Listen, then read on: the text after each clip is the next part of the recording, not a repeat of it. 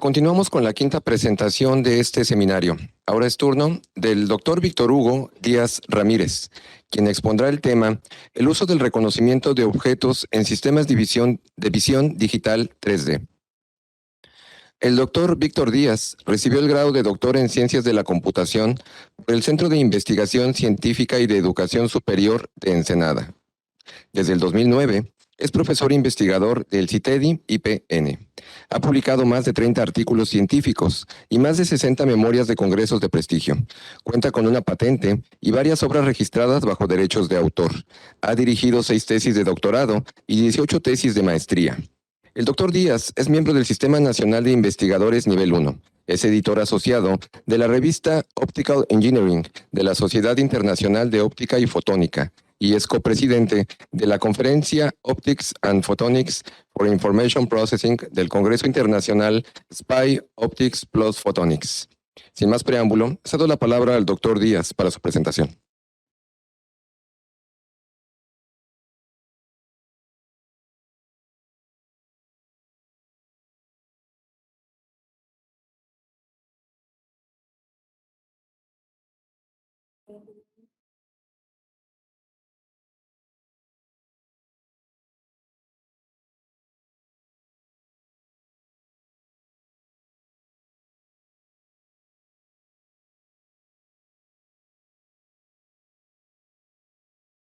Esperamos unos minutos en lo que se atienden unos detalles técnicos.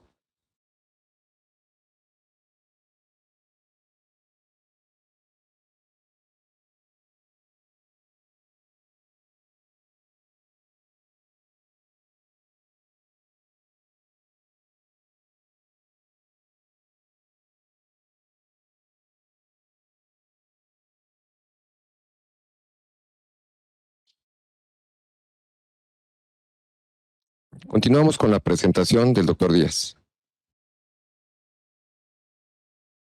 Muchas gracias, muy amable. ¿Qué tal? Muy buenos días a todos. Pues estoy muy contento de tener la oportunidad de estar aquí el día de hoy, pues presentando una charla.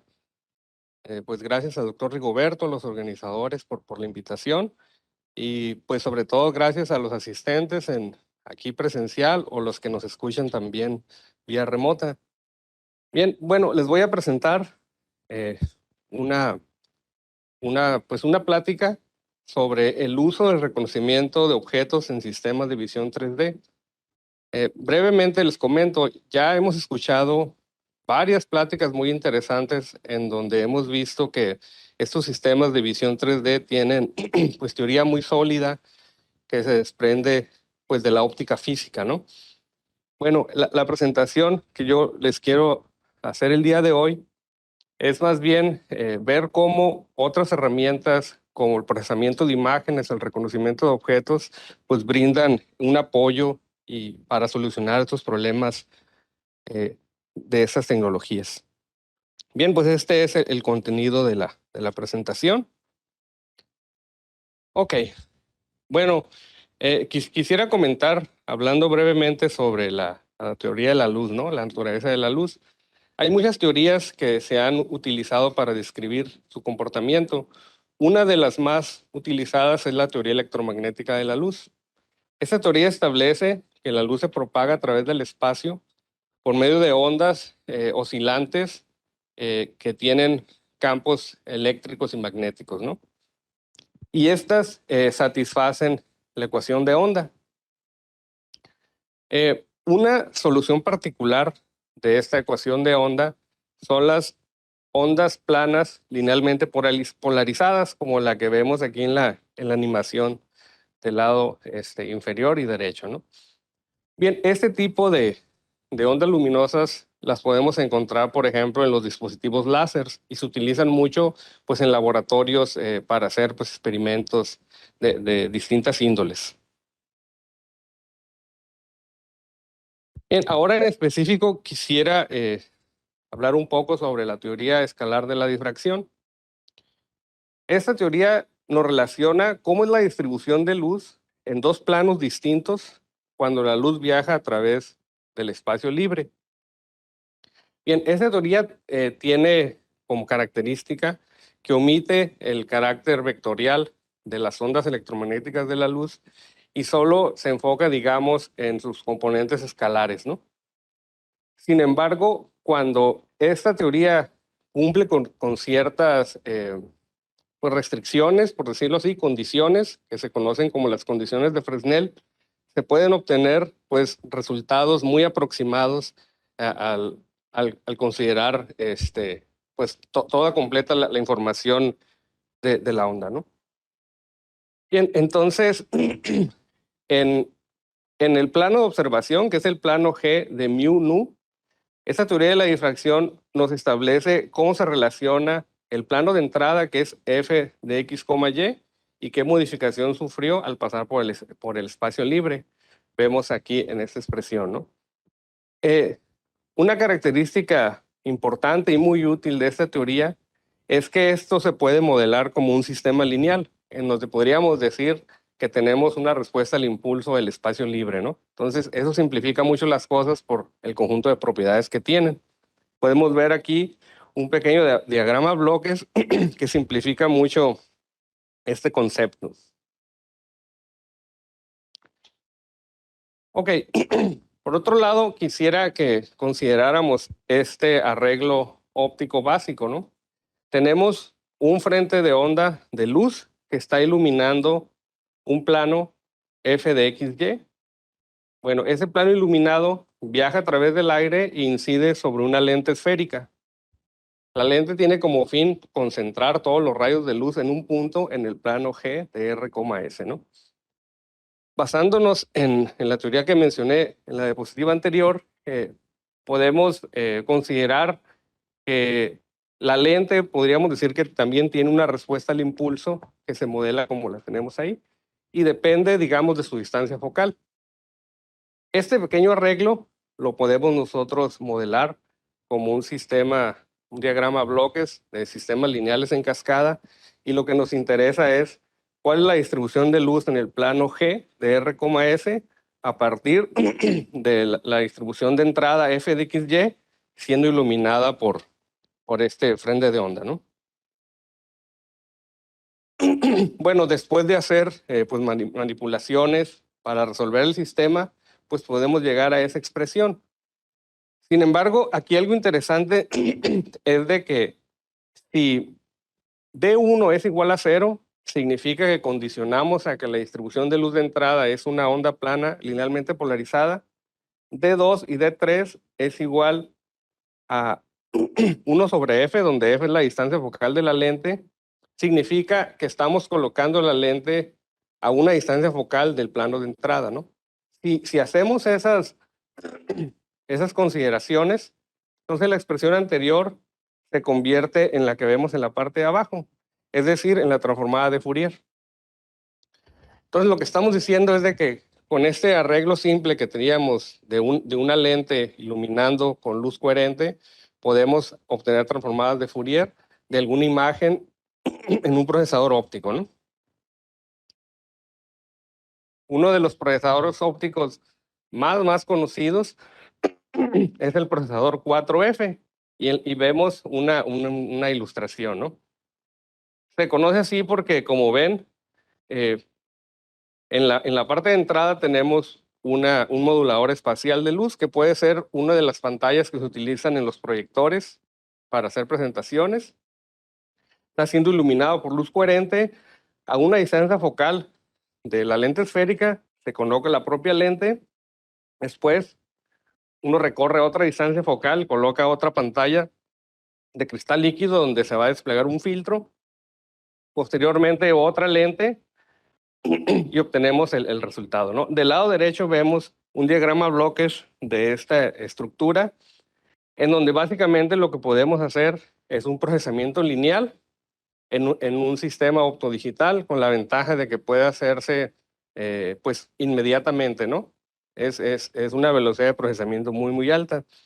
Y aquí yo les pongo una fotografía de un sistema físico de procesamiento optodigital de hace algunos años, ¿no? Es un ejemplo. Bien, ahora vamos a hablar un poco sobre cómo se relaciona esto con el reconocimiento de objetos. Aquí tenemos una escena observada que capturamos con una cámara y esta va a entrar a un sistema de reconocimiento de objetos. Ese sistema tiene que resolver 3 tareas esenciales. La primera de ellas es la detección. Ahí sabe que hay un objeto de interés. Es un ave que es difícil de ver, ¿no? La segunda tarea es la localización. Tiene que estimar las coordenadas del objeto de interés en la escena y finalmente, pues clasificarlo, ¿no? Bien, ahora vamos a considerar un modelo sencillo de imágenes para explicar esta teoría de reconocimiento de objetos. F de X es una imagen capturada que consiste en un objeto que está ubicado en una posición desconocida y está degradado por ruido aditivo. Este ruido, pues se asume en este caso que lo introduce la misma cámara. Y aquí está el modelo, ¿no? F de X está formada por el objeto S de X, Y en unas coordenadas desconocidas X0, Y0 y después está degradado por ruido aditivo. Si nosotros usamos una notación vectorial compacta, pues podemos tener esa expresión y lo que queremos es diseñar un sistema que detecte la presencia del objeto y nos ubique sus coordenadas, ¿no? Bien, este problema nosotros lo podemos plantear como un problema de estimación estadística. Usando la teoría o la regla de Bayes, podemos formular la probabilidad de detectar el objeto en las coordenadas X0, Y0, dado que tenemos la evidencia de la imagen capturada, ¿no? Entonces, tenemos esta expresión conocida y, bueno, en la función del del numerador, P de F dado S de X0, Y0, pues se conoce como la función de verosimilitud. En ese contexto, nosotros la podemos modelar como la probabilidad de la distribución del ruido, ¿no? Esto se debe a que la expresión nos dice cuál es la probabilidad de tener la captura de la escena, dado que salió el objeto en tal coordenada, ¿no? Bueno, si nosotros asignamos una distribución de probabilidad para modelar el ruido, por ejemplo, una distribución gaussiana, podemos llevar a ese estimador, es decir, cuáles son las coordenadas X0, Y0 que van a maximizar esa probabilidad. Bueno, haciendo algún desarrollo y eliminando los elementos que no dependen de la posición, llegamos en la parte de abajo a que la correlación lineal, perdón, el valor máximo de la correlación lineal entre el objeto que queremos ubicar y la escena capturada nos da una estimación de máxima verosimilitud de la localización del objeto en la escena. Entonces, básicamente lo que quiero yo decir es de que esta operación es un estimador estadístico para detectar y localizar un objeto y además, como vimos anteriormente, por ser una operación lineal, se pudiera llevar a cabo usando procesamiento optodigital o también digital, ya que tiene las ventajas de hacer procesamiento en paralelo, ¿no? Aquí está un diagrama de cómo hacer reconocimiento de objetos con un sistema óptico digital. Básicamente tenemos la imagen de entrada, sacamos transformada de Fourier, ya vimos que eso se puede hacer ópticamente, pero también digitalmente. Multiplicamos el resultado del espectro por un filtro espacial previamente diseñado en el dominio de la frecuencia. El espectro resultante hacemos transformada inversa y obtenemos una función de correlación. Ese es el procesamiento. La etapa que sigue ahora es lo que es la toma de decisiones, pero es muy sencilla. Tenemos que buscar cuáles son las coordenadas que maximizan la intensidad de este plano de correlación. Si esa intensidad máxima sobrepasa un cierto umbral, tenemos un objeto detectado y localizado automáticamente. Si no, pues decimos que no hubo éxito, ¿no? Antes de cambiar de diapositiva, quiero comentar que el éxito de este procesamiento depende en gran medida del diseño del filtro, ¿no? Si nosotros hacemos un muy buen diseño del filtro, vamos a tener un sistema robusto, efectivo, etcétera, ¿no? Bien, ahora quiero presentarles cómo hemos conectado estas ideas que son más de procesamiento de imágenes, más como computacional en el sentido de si no tienes un sistema óptico listo, ¿no? También se puede hacer esto digitalmente con la estimación de homografía. En las pláticas anteriores, pues se ha hablado de una manera muy clara, muy brillante, diría yo, de toda esta teoría de las óptica geométrica para visión computacional, ¿no? Voy a hacer nada más un breve resumen. Nosotros tenemos una cámara que está observando un punto P subíndice C. Ese punto obviamente está en un espacio tridimensional y la cámara, como hemos mencionado aquí, bueno, han mencionado mis compañeros, la vamos a asumir como el modelo pinhole, ¿no? Bien, entonces el punto observado en el plano imagen de esta cámara lo podemos determinar fácilmente como esa expresión que está aquí. Básicamente es el punto en el espacio tridimensional, lo transformamos a coordenadas homogéneas, lo multiplicamos por la matriz de parámetros intrínsecos de la cámara y hacemos la conversión, o sea, del espacio de coordenadas homogéneas y tenemos el punto, ¿no? ¿Ok? Ahora, aquí quiero destacar que K, como mencioné, es la matriz de parámetros intrínsecos y se compone de la distancia focal de la lente, el tamaño del píxel, el ángulo de oblicuidad, el punto principal. Esto se ha mencionado también en las pláticas pasadas, que generalmente se obtienen a través de procesos de calibración. Ok. ¿Se cambió algo? No. Voy a regresar porque no sé si... No, todo bien. Ok. Otro más bien, uno de los situaciones que son de gran interés en visión computacional es el caso en donde tenemos un eje coordenado OW de referencia en el espacio tridimensional y hay un punto, el mismo punto PC que teníamos en la diapositiva pasada, ahora lo representamos como un punto PW. Es decir, es el mismo punto, pero ahora definido en este espacio de coordenadas, ¿no? También tenemos una cámara que está, su eje coordenado es OC, que está observando el punto y ahora la posición y orientación de la cámara respecto al plano de referencia OW se define por un vector de traslación T y una matriz de rotación, como también se mencionó. En este caso, el punto, la imagen del punto observado lo podemos obtener como la expresión que está arriba a la derecha, que es el punto en coordenadas homogéneas por la matriz de cámara, y bueno, y el proceso de transformación inverso, ¿no? Aquí es importante destacar que la matriz de cámara se compone por la matriz de parámetros extrínsecos que define la pose de la cámara respecto al eje coordenado. Dijimos vector de traslación, rotación, y los parámetros intrínsecos, ¿no?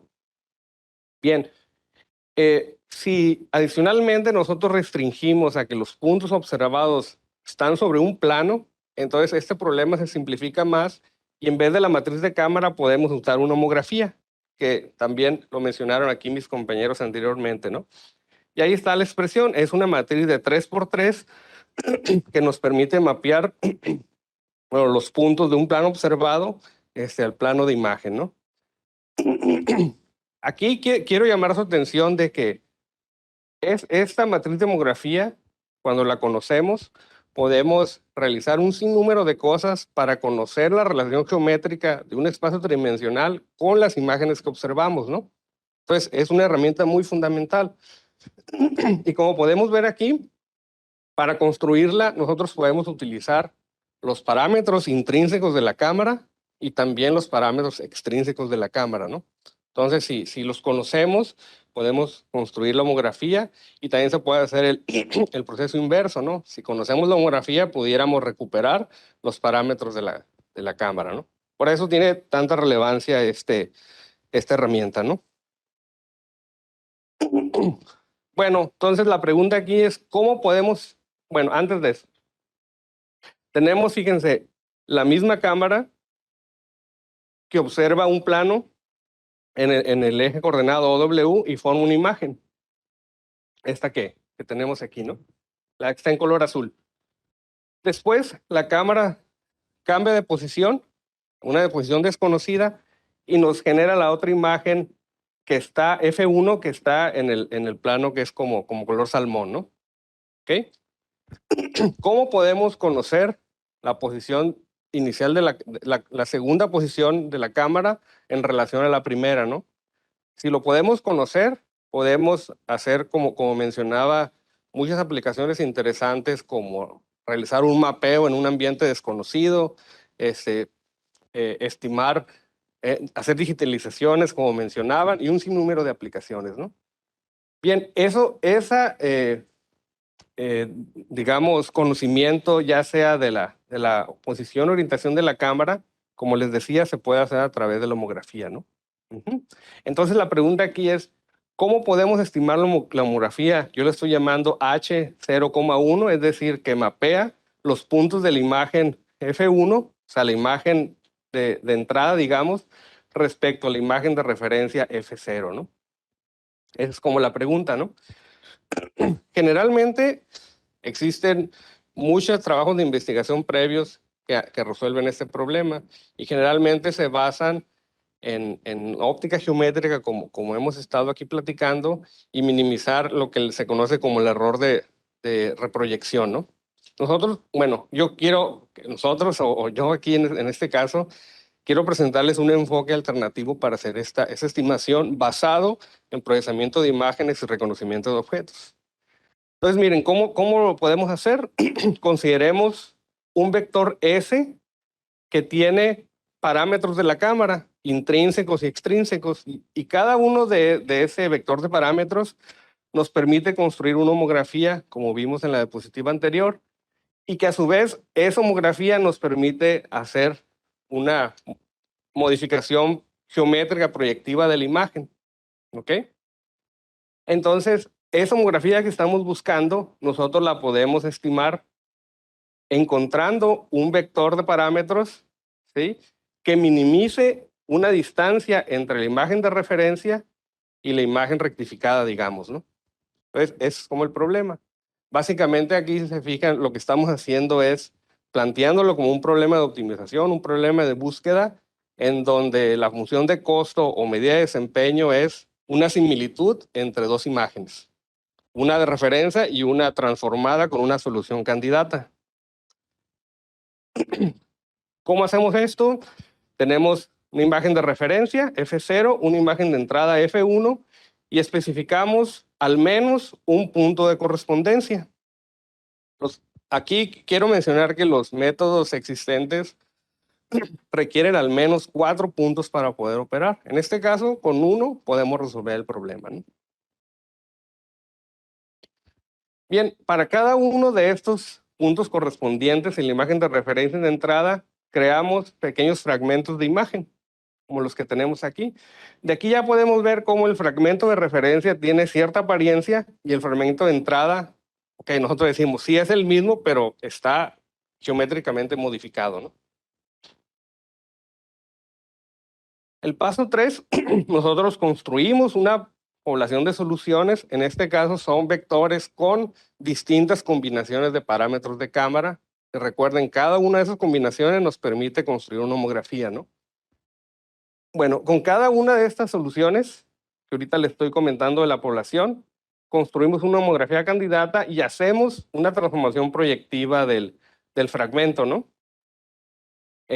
Y cada fragmento resultante verificamos la similitud a través de reconocimiento de objetos, como ahorita vimos al inicio con esa técnica de correlación. Y aquí se ilustra un poco la operación, ¿no?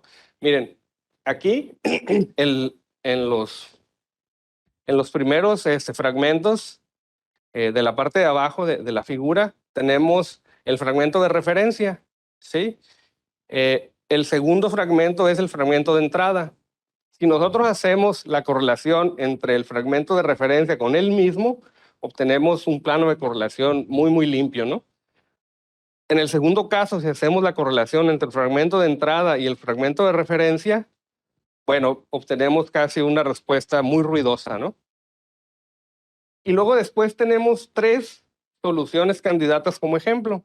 En el primer caso hay una distorsión, digamos, mayor, y bueno, la correlación lo verifica, ¿no? Después tenemos otra solución candidata ya más cercana al de referencia y vemos cómo lo podemos, digamos, aproximar mejor, ¿no? Finalmente, la estimación correcta nos da una correlación muy, muy parecida a la que se obtiene con el fragmento de referencia, ¿no? Entonces, el vector de parámetros que nos generó esta transformación proyectiva nos permite estimar parámetros de cámara intrínsecos y también extrínsecos, ¿no? La pose, pues. Ok, bueno, este problema se soluciona en este caso, permítanme, con un algoritmo de búsqueda. En este caso estamos usando el de optimización por enjambre de partículas. Aquí hay un ejemplo de una imagen de entrada, una imagen de referencia, una imagen de entrada, y aquí hay 3 puntos correspondientes. Entonces, sí. Entonces, en la figura vemos en la primera columna los fragmentos de entrada, en la columna central los fragmentos de referencia y cómo el algoritmo empieza a hacer el proceso de búsqueda, ¿no? ¿Ok? Entonces, como ven, empieza pues buscando alrededor de ahí y empezamos a tener planos de correlación que empiezan siendo muy ruidosos, pero conforme empiezan a pasar las iteraciones, empiezan cada vez más a limpiarse, ¿no? Bueno, esta es una animación pues para efectos ilustrativos, ¿no? Pero esto se puede resolver usando computación paralela, computadoras muy poderosas y poderlo hacer también rápido, ¿no? Vean cómo ahorita mientras estoy explicando, ya los fragmentos de búsqueda ya están prácticamente estabilizados. Y recuerden, ¿no? El objetivo es que estos de búsqueda, los de la derecha, se parezcan lo más posible a los de referencia, ¿no? Y vean también cómo las funciones de correlación cada vez están limpiándose más, ¿no? Voy a adelantar aquí un poquito esto, porque esto ahí sigue buscando, ¿no? Ok, miren, ya casi no hay variaciones. Y en unos segundos más, bueno, podremos ver la solución, ¿no? Ahí está. Esta es la imagen rectificada con la homografía exacta y esta es con la estimada, ¿no?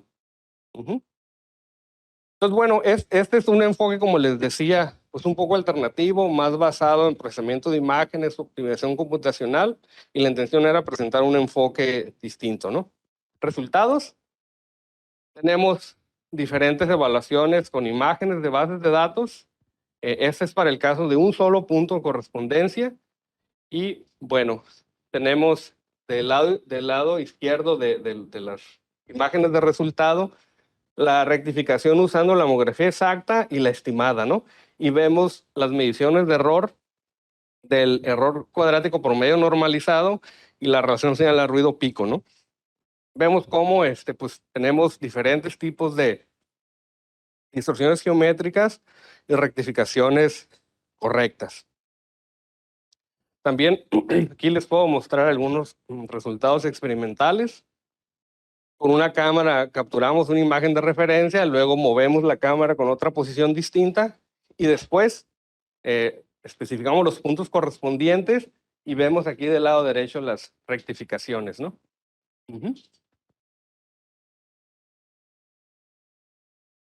Aquí hay resultados de la comparación con algoritmos existentes muy conocidos. En el caso particular de RANSAC, que es muy famoso. ¿Vamos mal en tiempo? Ok. Y bueno, y con el de transformación directa, ¿no? Rápidamente para concluir, nada más quiero presentarles algunos trabajos relacionados que desarrollamos aquí en el grupo de investigación. Uno de ellos, se mencionaba aquí también, es la visión estéreo, ¿no? En lugar de usar proyecciones y una cámara para hacer la reconstrucción, se utilizan 2 cámaras y como se ha mencionado, el problema consiste en determinar las correspondencias. Este enfoque basado en correlación que les presenté se utilizó también para este problema. Aquí hay una animación, ¿no? En la parte de abajo a la derecha vemos la función de correlación resultante. Debajo a la izquierda vemos la plantilla que se utiliza para hacer la búsqueda Y bueno, y en la parte superior a la derecha se ve el mapa de disparidades de todas las correspondencias que va detectando el sistema, ¿no? Ujú.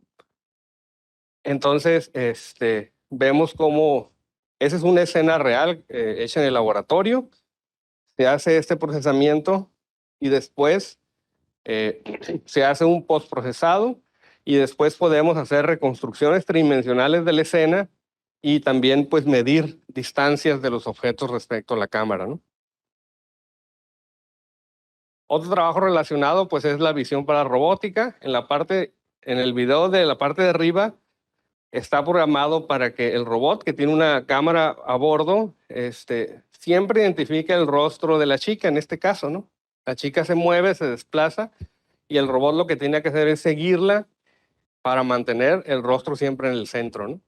Ujú. La parte de abajo, pues es parecido, nada más que es otro enfoque distinto basado más en el color, ¿no? Ujú. O trabajo, pues es relacionado, ¿no? Es más bien el tema de restauración de imágenes. Hay una escena que está observada por una cámara, se contamina con esta dispersión óptica. Y bueno, en la parte de la derecha se ve cómo el sistema procesa las imágenes en tiempo real y trata de mejorar la visibilidad, ¿no? Ujú. Bien, conclusiones.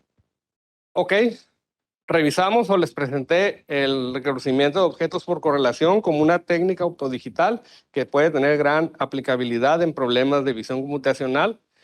Esto lo mencioné al principio, ¿no? Hemos visto a lo largo de las explicaciones de mis compañeros que la visión digital 3D tiene bases teóricas muy sólidas porque se desprende de la física, como he dicho, ¿no? Sin embargo, en la práctica es que hay mucha incertidumbre, se requieren incorporar métodos efectivos y robustos de procesamiento de imágenes, reconocimiento de patrones, entre otros, ¿no? Se presentó también un nuevo enfoque para estimación de homografía que se basa en correlación lineal y optimización computacional y se destaca que puede operar con un solo punto de correspondencia, ¿no? Presentamos algunos resultados de este método de estimación de homografía en imágenes de bases de datos experimentales y en comparación con otros métodos existentes, dando un buen desempeño. Y finalmente, pues les mostré algunos trabajos relacionados desarrollados aquí en el CITED de IPN, en donde se aplican el enfoque presentado, ¿no? Entonces, bueno, ya nada más me resta agradecerles mucho nuevamente la invitación, a los asistentes aquí presencial, a los que nos siguen en línea. Y bueno, les dejo nada más mi información de contacto. Para más detalles me pueden encontrar en ResearchGate o en Google Scholar. También hay un canal de YouTube y mi correo electrónico. Pues muchas gracias, es todo.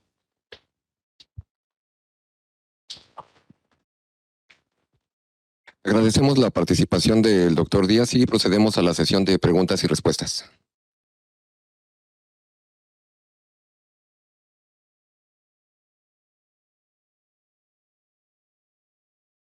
Tenemos una pregunta de este lado.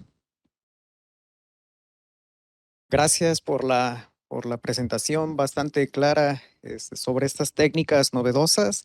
Y una pregunta para este tema es, en las conferencias previas se hablaba del problema de correspondencia entre una imagen y el proyector, por ejemplo, o una segunda cámara para hacer la triangulación. Entonces, esta técnica, ¿cómo es que se aplica o se implementa para la resolución de este problema en digitalización 3D? Sí, muchas gracias. Aquí, bueno, quiero retomar lo que mencionaba, ¿no? Para hacer las correspondencias, en este caso, que es la parte fundamental de esos temas de visión, nosotros estamos utilizando la apariencia de las imágenes, ¿no? Es decir, directamente trabajamos con la información de intensidad de los píxeles. Ujú. Entonces, una aplicación pues natural para esto es a través de visión estéreo, porque podemos identificar las correspondencias haciendo reconocimiento local en un área cercana a cada uno de los puntos vecinos, ¿no? Pero también en los temas de calibración, Mencionaba hace un momento, doctor Gustavo, que se utilizan ciertos patrones específicos como de tableros de ajedrez donde son esquinas muy pronunciadas. Bueno, también la identificación de estas esquinas pues es muy importante tener precisión en ello, ¿no? Entonces podemos usar también estos métodos basados en apariencia, pues para ayudar a poder solventar esos problemas, ¿no? Entonces, en resumen, bueno, este enfoque trabaja directamente con la intensidad de píxeles de las imágenes capturadas y es, digamos, en lo que se basa más, ¿no? Muchas gracias.